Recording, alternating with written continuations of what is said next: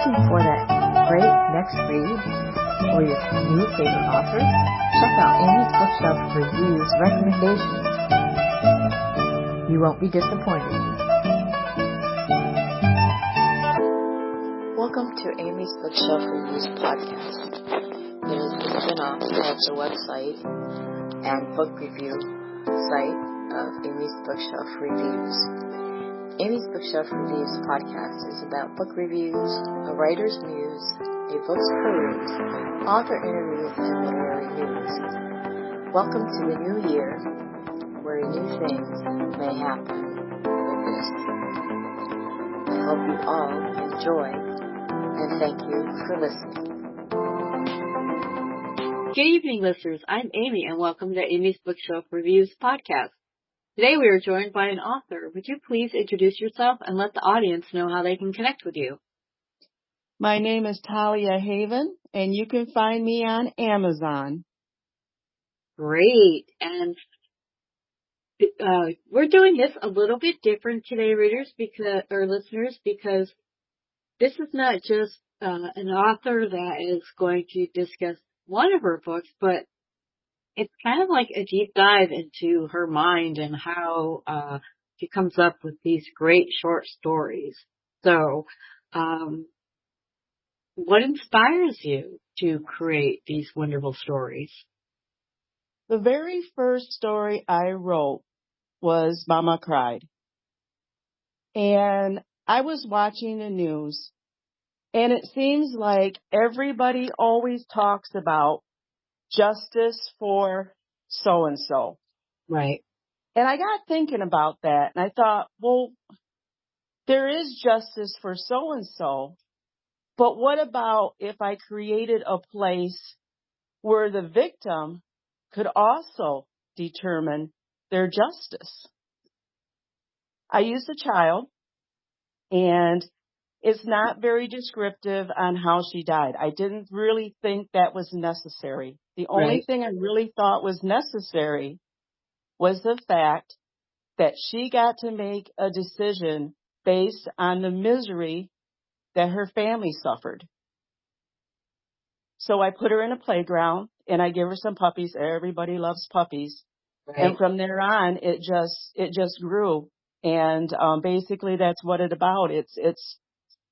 It's about the person that has been victimized getting justice for the people that are left behind, because they don't get any. Not really. Yeah, you're right. And I remember reading that story the first time. I think that was one of the first of your stories that I read, and it made me cry. So, yeah. I got a lot of response of people saying it just literally made them cry. So yeah. I mean, you see the title, you're like, Mama Cried. You're like, yeah, right. It's not going to make me cry. But it does, because once you get into it, and I find that short stories can be more difficult to write than sometimes long ones, because you're putting in you have so much detail you want to put in. You don't want to, put too much in, but you want the story to be a full story. Every story needs a beginning, middle, and end. And whether it's a novel or a short story, sometimes they can be more difficult. I've actually turned myself to writing more short stories than novels because of my disabilities, and it's easier for me to write the short story, but not all the time. Right. You do really have to limit it to a very narrow viewpoint when you do a short story. I agree 100%. Like when I wrote Crime de Shaw, I basically asked myself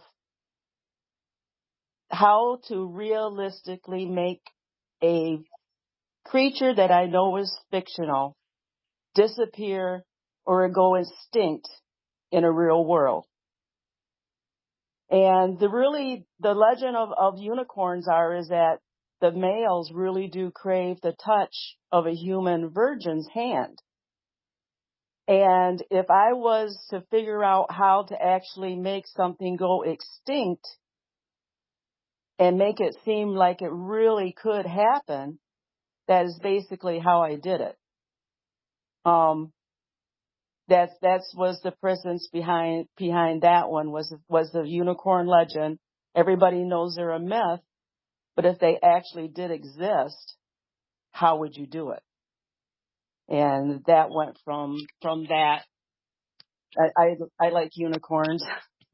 So do I. I do. I collect stuffed animals or unicorns. No, I don't have any, but I do like them. I wrote the unicorn's virgin, and that one there was completely different. You expected the unicorn to be attracted. There were two twins, and you expected the unicorn to be attracted to one of the twins, but it actually wasn't. And it didn't end up being a happy ending in that one, because really, when you think about it, what happens when the unicorn's mission fails?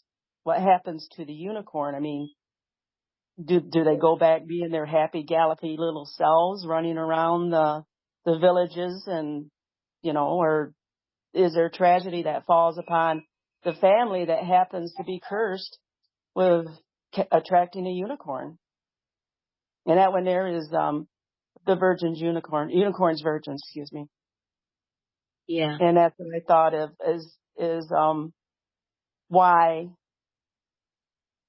why would they do what they do, and what happens when it fails? Right. Yeah. And it's kind of like just like how you would picture a unicorn. I mean, every time you see a picture of a unicorn, there's rainbows and Yep. starlights, and you think of this as a very mythical, like you said, it's a mythical character, but what if it was actually real, or so, and being extinct, I mean, when you think about real life animals and how they became extinct or they're on the verge of it, it's not always a happy ending. So I think your ending was appropriate. Yeah. Yeah, Not because the everything has to have unicorn a had happy its ending. own. Yeah, not everything I write. In fact, I don't think there's anything I've ever written that has a happy ending. I don't know why I'm so dark, but I am. Okay. Uh, it was like when I did a Dab's Gift, and I went completely different and decided to write a child's kind of like a fairy tale. And when I used the Dab's Gift, I asked myself if there was really any stories about how the genie got into the bottle. And I really couldn't find anything. I could find all kinds of stories about genies being freed, your last wish is you're free, and the genie goes off and into the sunset, and she's a happy gal. But I couldn't find anything that really put her in that lamp. Right. So when I wrote a Dab's Gift, I had to go back into the ancient Arab and find myself a caravan god. And then I created the story from there, from her having the dilemma of how to help the humans all the way to her ending up in the lamp. And that one there was fun to write, and it was researching the Arabic gods was really interesting. I really should do more with them, because they got a really diverse group of characters. And I chose the caravan god for the simple reason that the animals that is being the main topic of the conflict ended up being camels. So the caravan god, the camels, it all goes from there. And I put Yeah. her in a bottle. Yeah. When people think of mythology, they think of Roman or Greek, but, Yeah. that's like a whole new take on, I mean, a lot of cultures have, some type of myth or legend, but usually you just hear about like Roman and mainly Greek, sometimes Yeah. Roman, but mainly Greek. So that was a Yeah. real, I must tell everybody I read all of your stories. So, Yes. and they stand out in my mind because, they were different and not something unpredictable and, something that it's not the type of story that you've ever read before. And that's what you want, Right. I mean, your stories are remarkable, and me as reading seems like millions, that yours stand out in my head no matter how long ago I've read them, because they were those, like, everybody wants to be different and have a unique style, but not everybody does. But with your stories, it's like, I've never read anything like it before. So I really enjoy it. Well, thank you. I take that as a great compliment. Thank you very much. Oh, you're Thank you. welcome. You deserve it. And I know you've got a lot of more stories in you. But when you, like for that particular story, Adapt Give, Mhm. what, was there something that just kind of said, like, it just, like, how that idea just came to be where you decided to do, what was it, like, what came first? The mythology of, the Arab mythology, or was it how did the genie get put in the bottle? It was how the genie got put in the bottle. And like I said, I've done a lot of reading, but I've never found anything that really explained how she got there. And it What was gave really you that. that thought? How the genie Huh? got in the bottle? What gave you that thought? Like, how did the genie get in the bottle? Well, sometimes I wake up and there's a sentence in my head and it goes from there. Like in Fragments of an Ancient God's Dream, my second story in there is I am 8. And she's a goddess of misbehavior, and she's not very well known. I woke up one morning and the sentence is, my mother feels my mother feels that I should stand in front of Zeus and get my punishment. And it just went from there. And I wrote down that sentence, and I opened up my laptop, and I looked for somebody that was misbehaving who wasn't really too famous. Nobody Mm-hmm. knows who 8 is. She was a Right. blank slate. I mean, she had a little bit of history of being Mm-hmm. naughty, when she got in trouble with Hercules, Yeah. and ended up being kind of in a roundabout way responsible for his death. But she was a blank slate. And she was the primordial goddess of misbehavior. Well, who doesn't like somebody that likes to misbehave? I mean, 8 is, Yeah. she's We fun. all like misbehave. Yeah. Yeah, you got her standing in front of Zeus, and all these women are coming up and all these guys are coming up saying, well, if you hadn't done this, and she's like, am I the goddess of whatever it is you're accusing me of? And she's on trial in front of Zeus, and all these women are coming up accusing her of things. And, there was the one with the Menador where she was upset that she gave birth to the Menador. And she's thinking to herself, well, Zeus ought to be upset about this because his family's full of creatures, the Cyclops and everything else is in his family. Yeah, but ought to be upset that she's upset about the fact that she's upset because she gave birth to the Menador. But yeah, 8 she's got to be my favorite character, and I might do something with her because she's misbehavior. She's trouble. And I don't That's, think she really intends to be, but she's just the goddess of it. yeah, She's I think fun. I find it fun. You write about the good guys and well-behaved people, but writing for, not even necessarily villains, but just the, ones that they don't fit into that norm of what would be good, and just, misbehaving, or just, being a jerk. I like writing for those characters. Yeah. Fun because I this like is her. how I'm gonna be. Yeah, and, yeah, she did end up getting tried in front of everybody. And yeah, it was a fun one to write. But It sounds like that you just have so much fun, right? Coming up with your ideas and then writing them. I mean, I find that writing is it's so much fun for me too. I mean, Yes. I walk around wherever I go. I have a notebook with me, and there's one always by my bed. So when I think of something, I write it down. So that's just Yep. kind of how, I don't. Sometimes it could just be a conversation between two characters, and then it'll start something.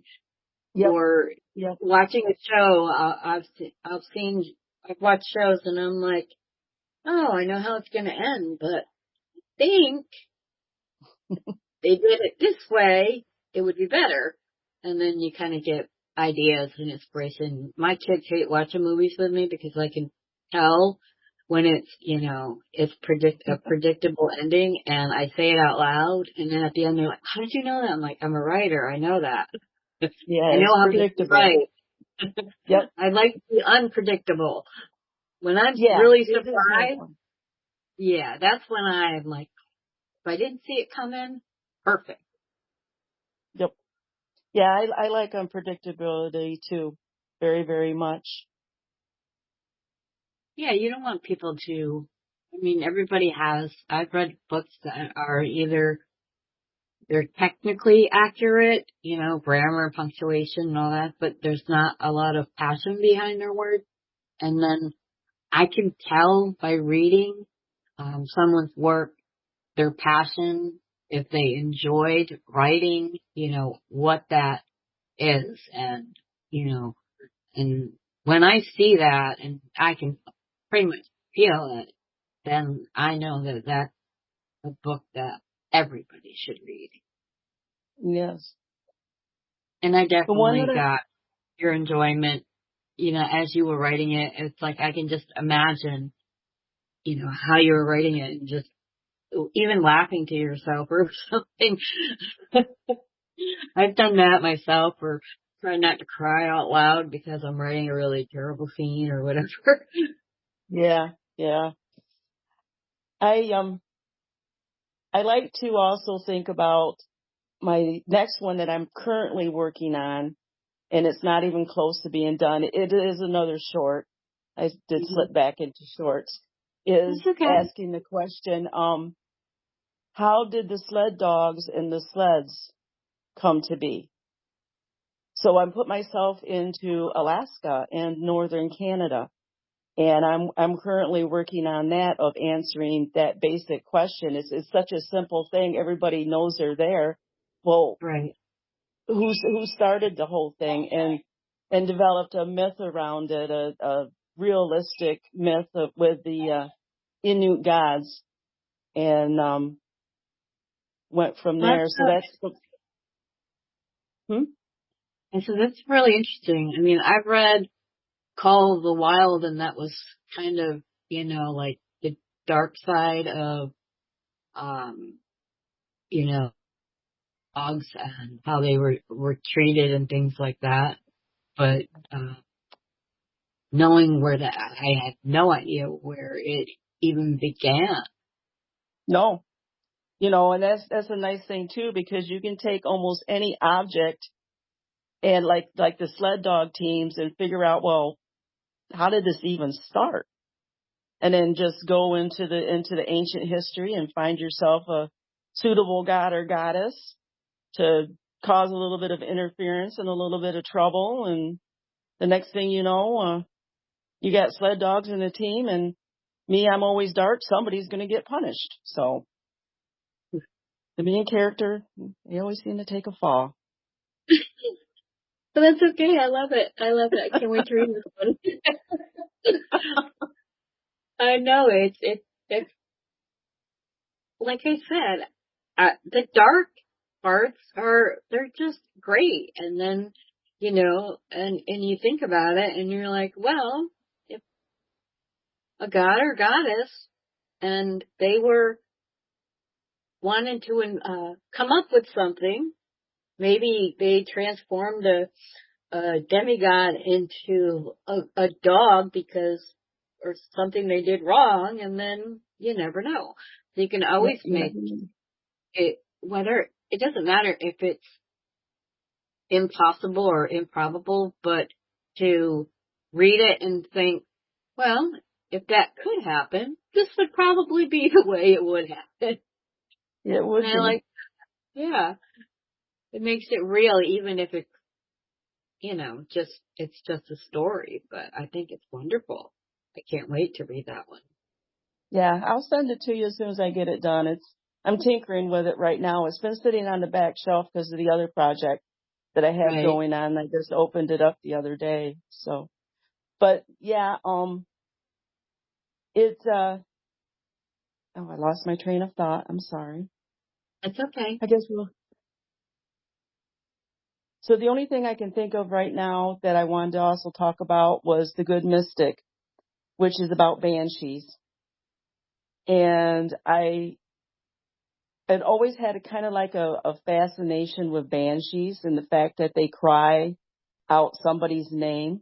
And they tend, from what I understand, attach themselves to families.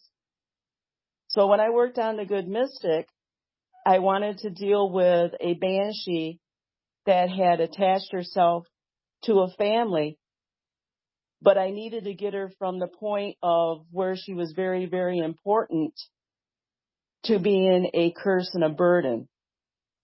And when I wrote that one, I actually made her into a prophet that only told good things, hence the Good Mystic. Mm-hmm. She had learned her lesson when she first come into her seeing abilities, and it basically scared the daylights out of the village. So now she says nothing but good, but she has to twist it in a way to make it sound like it's all good, but the hidden is buried underneath the quote that she gives. And she ends up getting into a little bit of trouble and ends up being a curse to a family. So she ends up being killed, and she wanders at night cursing. The family is cursed because of what they did to her, and she ends up being the banshee. And how she got there is mostly about her mother. Wow. That's really, it's making me look at that story like a whole different way. And it's, like I said, your story stood out to me, but I like that, how you describe that. So Yeah.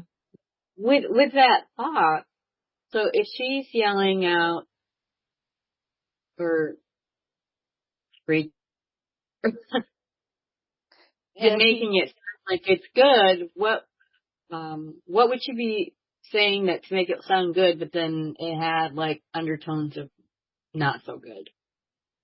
in the plot, what I have is her being called to go to a chief, one of the chieftains, Mm-hmm. and the wife recognizes the little trinket that she brings with her that her mother, who is actually a goddess, had given her to take as a testament that she can speak for her.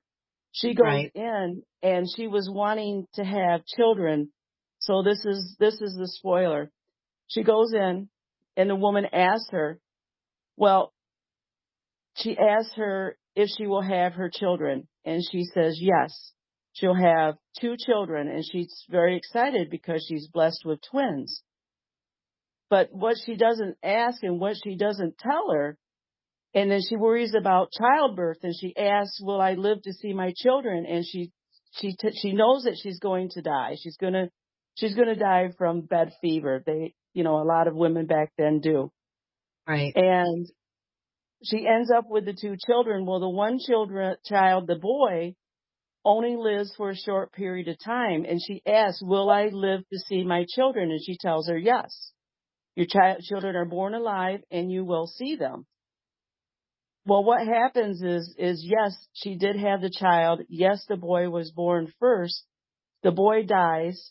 The mother dies a few days later, and the baby girl refuses to take the breast. So he is very angry because he had interpreted the way she told him, because she only tells good things, is that he was going to have a happy family. And that's not the way it come out, because the way she asked the questions, she had to dig down and give the answers. Will I see my children? Yes, you'll see your children. Your children will live. Will I see my children? Yes, you'll see your children, even though she knew the little boy was going to die shortly after birth, but the woman was going to see her child, and he was alive. And then she was going to see her daughter, but the mother dies of the fever, and the little girl, twins really didn't live that long, I don't think, back then, was too small to feed, it was too weak, and died also. So basically this chief lost all of his family in the span of a few days. But if you look at the way I wrote it, the way the question was presented and the way she presented the answer was, yes, it was very limited in scope. You will see your children. You will live to see your children. Your children are going to be born alive. And those are questions that she asked. She didn't get into real deep detail with her questions. And in the story, I have her thinking about how she's going to answer this to not tell bad things, because she doesn't tell bad things. She only tells good things. Right. So she made the woman happy. But in the end, and then, it goes on from there where he gets kind of a little bit annoyed and sends somebody out, and then it goes from there. Right. Yeah. But, when you think about it too, it's like going back to the genie in the bottle, when people made their wishes, they have to be very specific about what they want, because, it's like, oh, I want $1 million. So you gave $1 million, but that means $1 million came from someplace else. Could have been a very poor country or whatever. So they're like, technically, she answered her question. Yeah, you're going to see your kids, just not for very long. And she did answer every question, and she made the woman very happy, and she did get to see her children. It just didn't work out the way that the husband, who was listening to her give the prophecy, thought it was going to be. Yeah. And that is just, I love your thinking and how you go down that road with, it's just amazing. And I can say that, definitely I will have you back on this show. I love the way your mind works, and I'm going to keep reading all your stuff. So just to kind of wrap up here, Talia, thank you very much for being on the show. And it's actually really nice to talk to you. And, for the first time, we've been emailing and things like that. And I like getting to, be able to talk with authors, and there are some I'd rather talk to more than others, but I do. I thank you for being on the show. So I'm going to just close out now. If you wish for you or your book to be on the show, go to amysbookshelfreviews.com/podcast. Thank you for listening. Be safe, be well, and always be kind. Thank you for listening to Amy's Bookshelf Reviews. If you are looking to be on the podcast or looking for a book review, you can go to amysbookshelfreviews.com and look for the appropriate navigational menu. Again, thank you all for listening and being a supporter of this podcast and of the Amy's Bookshelf Reviews professional reviewers of books and audiobooks. Thank you all. Be safe and be well.